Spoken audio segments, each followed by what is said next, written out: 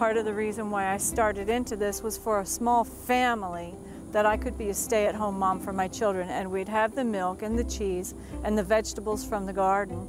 And because I had done the work with the sheep, I knew the fencing and the rotational grazing that was taught to me by a native New Zealander that I met through my research work. And I thought that that was a really great way to utilize the land again, because sustainability is more of what I was interested in.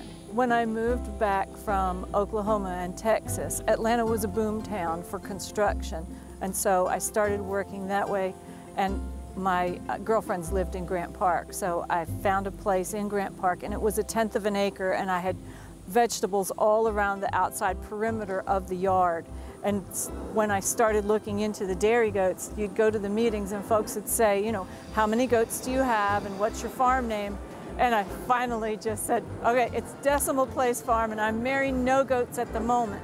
But I wanted to listen and hear other people's experiences with the goats because my research work had been with sheep. And so what was once a mere 1/10 of an acre is now 40+ acres. Plenty of room for Mary's goats to graze and produce, resulting in what eventually becomes some of the best and healthiest cheeses on the market. When I make these cheeses, it's the good bacteria, an organic vegetable rennet, and the goat milk.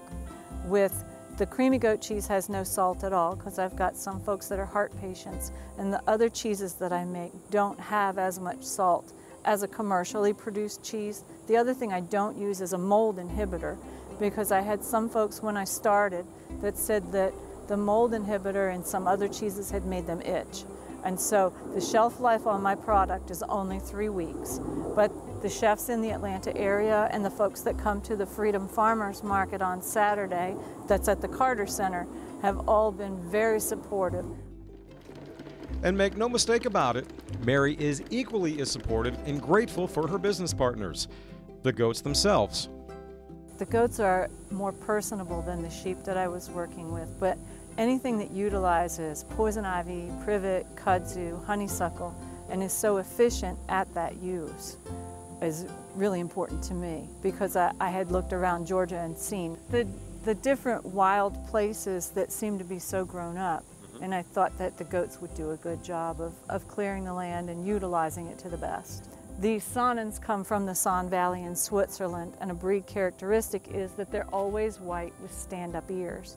The Nubian has a long floppy ear, and then there's another alpine breed. So that I felt like this was calm and peaceful for my children. My daughter was 2.5 when we moved to the farm. My son was born here.